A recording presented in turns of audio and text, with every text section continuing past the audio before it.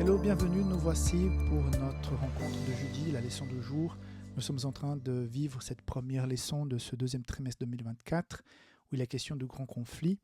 J'espère que tu vas bien et que ce message pourra t'inspirer pour cette belle journée qui commence, que tu puisses vivre cette journée avec Dieu, que tu décides de marcher avec lui de façon constante. Et aujourd'hui, il est question de ce que Dieu fait pour nous pendant ce temps que nous sommes là au milieu de ce grand conflit. Il est vrai que le péché est rentré dans le monde, Jésus-Christ, il est venu, Jésus-Christ va revenir, donc il y a tout un plan de salut, mais pendant que ce plan de salut fonctionne, qu'est-ce qu'on fait quand on a donc nos problèmes, nos vicissitudes, nos défis dans la vie? Donc il y a une promesse dans la Bible concernant à quelqu'un qui nous connaît bien, il connaît nos problèmes. Elle se retrouve dans Hébreux chapitre 4, verset 15, où il a dit ceci. « Car nous n'avons pas un souverain sacrificateur qui ne puisse compatir à nos faiblesses. Au contraire, il a été tenté comme nous en toutes choses, sans commettre de péché. Approchons-nous donc avec assurance du trône de la grâce, afin d'obtenir miséricorde et de trouver grâce pour être secouru dans nos besoins. » C'est-à-dire que la promesse, en plus de la promesse de retour de Jésus, du salut, de la vie éternelle, c'est que pendant que nous sommes ici-bas, pendant que tu vis ta vie actuellement, nous avons un ami, quelqu'un qui a vécu les mêmes choses que nous avons vécues. Donc c'est ce souverain sacrificateur qui est actuellement dans le lieu très saint de sanctuaire céleste.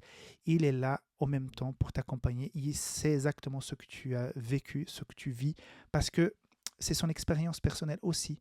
Donc notre Dieu, il a mouillé la chemise. Donc il est venu, il a vécu, il a senti, il comprend exactement ce que nous passons, les défis auxquels nous sommes confrontés. Et c'est cette assurance qu'il nous donne aujourd'hui que quand on va vers lui en expliquant, regarde Dieu, je passe par ça, j'ai ce problème, aide-moi, j'ai cette faiblesse, j'ai cette tentation qui m'accable, j'ai ça qui m'attire. Donc exactement les mêmes choses que tu vis, Jésus a vécu. Donc c'est vrai que l'époque était différente, mais l'essence des tentations sont toujours les mêmes. Imagine-toi que Jésus, avant de commencer son ministère, il était tenté dans le désert, quand il était affaibli, quand il était affamé, et Satan vient lui proposer de s'enorgueillir, de trouver des essuies de sortie faciles à ses problèmes, de se mettre dans une situation de tentation en disant de se jeter sur du haut du temple. Donc voilà, les mêmes principes sont appliqués à nous aujourd'hui. Donc si nous avons un Dieu qui connaît nos problèmes, qui connaît nos tentations, qui connaît les défis auxquels nous sommes confrontés, il saura aussi nous donner les clés pour s'en sortir parce que lui, il n'a pas péché. Donc il pourra aussi nous donner cette force pour éviter cette souffrance inutile parfois quand on cède à la tentation. Autre chose que j'ai retrouvé dans la leçon d'aujourd'hui, c'est ce désir ardent de la part de Dieu. Parfois, j'ai mentionné, je ne sais pas si c'est dans les 10 jours de prière ou si c'est dans la leçon précédente, nous pouvons faire un cadeau à Dieu. Notre consécration, notre communion, notre décision de l'adorer, c'est le plus beau cadeau qu'on puisse donner à Dieu. Donc, quand on lui dit « Seigneur, prends ma vie, elle t'appartient, je ne suis plus à moi-même, je suis à toi, je te donne tout », ça, je pense que c'est le plus beau cadeau qu'on puisse donner à Dieu. À savoir que son sacrifice, le sacrifice de Jésus, encore une fois, on veut la chandelle parce que, encore une fois, la personne s'est retournée de ses mauvaises voies.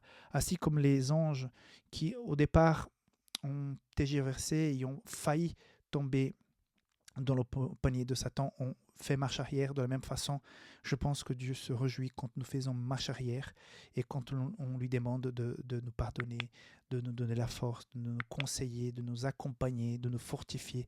Ça, c'est la meilleure chose que Dieu puisse entendre d'un enfant. Donc je te conseille, je t'invite à faire toujours cet appel pour que Dieu puisse être à côté de toi devant les défis de la vie. Voilà le message d'aujourd'hui, que Dieu te bénisse, t'accompagne. On se voit demain pour la dernière journée de cette semaine.